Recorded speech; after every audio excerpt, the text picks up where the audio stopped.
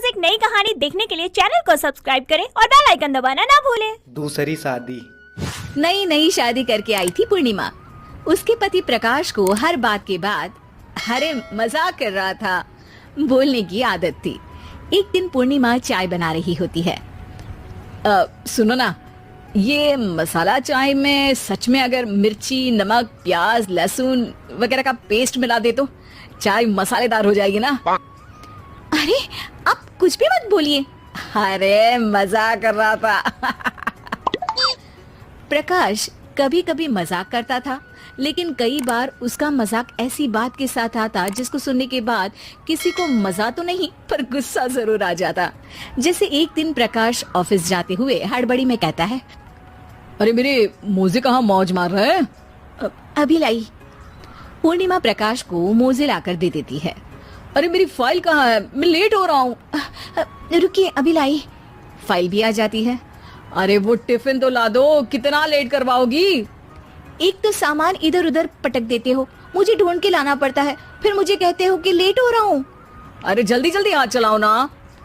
8 हाथ नहीं है मेरे, 2 ही है। ऑक्टोपस दिख रही हूँ क्या? हाँ हाँ ठीक है, जाओ जल्दी से टिफिन लेकर आओ। 2 हाथ तो है ना, उन्हीं का ठीक से इस्तेमाल कर लोगी तो लेट नहीं होऊंगा मैं। पूर्णिमा टिफिन लेकर आ जाती है। वैसे तुम थक जाती होगी ना इतना सब काम करके। हाँ और नहीं तो क्या। तो मैं कुछ इंतजाम कर लेता हूँ। काम वाली लाओगे क्या? नहीं नहीं, दूसरी शादी कर लूंगा। 2 पत्नी होंगी तो काम आसानी से हो जाएगा ना। क्या? अरे मजाक कर रहा था। प्रकाश तो मैं मजाक कर रहा था कहकर वहाँ से चला जाता है। लेकिन पूर्णिमा के मन से प्रकाश की 2 शादी वाली बात का दुख पूरे दिन नहीं जाता। शाम को प्रकाश ऑफिस से लेट वापस आता है।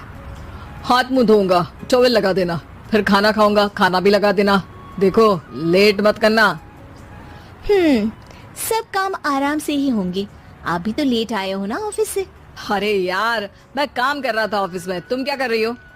घर में जो खाना, साफ सफाई ये सब होता है ना, इसको भी काम ही कहते हैं वैसे। अरे ठीक है, मैं ही कुछ करता हूँ तुम्हारी मदद के लिए। ऑफिस से आकर मेरा हाथ बटाओगे घर के काम में? अरे नहीं, दूसरी शादी कर लूंगा ताकि सफाई तुम कर लो और खाना दूसरी बीवी बना ले। प्रकाश तुम ना थोड़ा सोच समझ के बोला करो। अरे मजाक कर रहा था यार। प्रकाश और पूर्णिमा साथ में बैठकर खाना खा रहे होते हैं।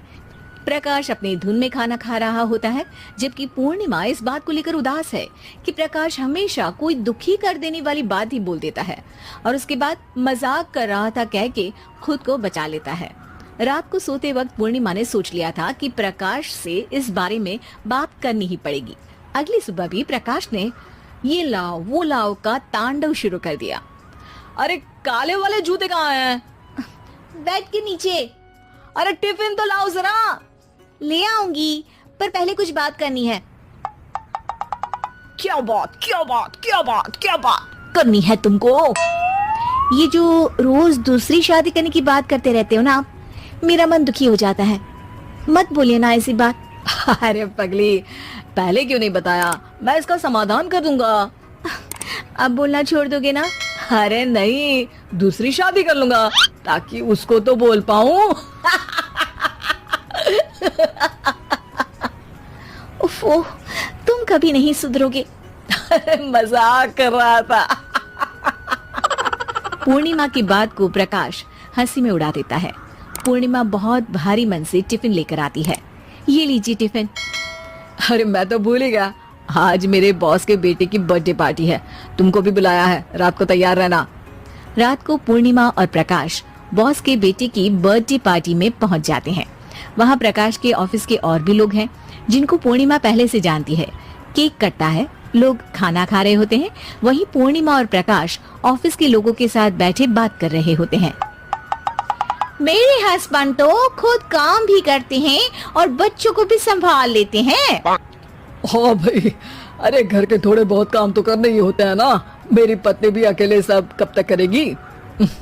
मैं तो सिर्फ ऑफिस का ही काम करता हूँ, घर का सब काम तो पूर्णिमा ही करती है। पूर्णिमा तुम अकेले सब कैसे कर पाती हो? नहीं जी, बहुत थक जाती हूँ वैसे। तो प्रकाश से हेल्प ले लिया करो ना। अरे बोला तो है इनको, पर इन्हें लगता है कि ऑफिस का काम ही सब कुछ है। तो मैंने भी एक समाधान सोच लिया है। अच्छा, क्या पूर्णिमा, घर में काम वाली बाई रखोगी क्या? अरे नहीं, दूसरी शादी करूंगी ताकि एक हस्बैंड ऑफिस का काम कर ले और एक मेरे घर में मदद कर ले। पूर्णिमा की बात सुनते ही सबको सांप सूंघ जाता है और प्रकाश के मुंह से तो केक का टुकड़ा गिर जाता है। क्या बोल रही हो? कुछ पता भी है क्या? अरे मजाक कर रही थी, वैसे ही जैसे तुम करते हो। प्रकाश का मुंह खुला का खुला रह जाता है और उनकी आंखें भी खुल जाती है। प्रकाश समझ जाता है कि हर बात के पीछे अरे मजाक कर रहा था बोलने से वो बात मजाक नहीं हो जाती। नौकरानी नौकरानी एक घर के लिए कितनी जरूरी होती है, आइए देखते हैं। अरे बहू, ये देख, सारा साबुन बर्तन में रह गया। ये नौकरानी कोई काम नहीं करती, गंदा काम करके चली जाती है और ढेर सारा पैसा ले जाती है। अरे मम्मी जी, उसने तो साफ किया ही था, मेरे ही हाथ से इस ग्लास में सर्फ गिर गया था। अरे बस कर झूठी, उसे बचाने के लिए सारी जुगत लगा ले, लेकिन मैं तो इसे निकाल कर ही रहूंगी। हमारे जमाने में ना कोई नौकरानी थी और ना ही ये चिकने बर्तन। चूल्हे के जले बर्तनों को राख रगड़ कर साफ किया करती थी मैं। अरे माँ जी, मैं कहाँ बचा रही हूँ उसे, और वैसे भी आजकल नौकरानी जरूरत नहीं, स्टेटस सिंबल बन गया है। अब आप बताओ, मैं मुन्ना को नीचे घुमाने ले जाऊं तो लोगों से क्या बोलूं? झाड़ू पोछा खुद लगा रही हूँ। लोग सीधा यही पूछते हैं कि कौन सी नौकरानी काम कर रही है तेरे घर पर। अरे बस कर, ये भी कोई बात होती है? मम्मी जी, आप नहीं समझेंगी। शाम को नौकरानी घर आकर काम कर ही रही होती है कि सास को कहती है, माँ जी एक बात बोलूं, बुरा न मानना। अरे वैसे तो मुझे तेरी शक्ल ही पसंद नहीं है, बात क्या खाक पसंद आएगी। अरे माँ जी, सुन तो लीजिए क्या कह रही है। तो मैंने कौन सा उसका मुंह पकड़ लिया है? अरे माँ जी, वो लाल साड़ी पहनती हो ना, ना पहना करो। सास का गुस्सा अब तो 7वें आसमान पर होता है। अरे वाह जी वाह, क्यों ना पहना करूं? और तू होती कौन है ये बताने वाली कि मैं क्या पहनूं क्या ना पहनूं? अरे माँ जी, पूरी बात तो सुन लो, वो बोलना क्या चाह रही है। अरे बुरा न मानो आंटी जी। अरे कौन आंटी? अपनी उम्र देखी है तूने? 2-4 साल ही छोटी होगी मुझसे और मुझे आंटी बोल रही है। बहू सर पर हाथ रख लेती है। अरे अच्छी खासी उम्र दराज हो और आंटी ना बोलूं? मैं तुम्हारी बहू से भी 4 साल छोटी हूँ। क्यों दीदी?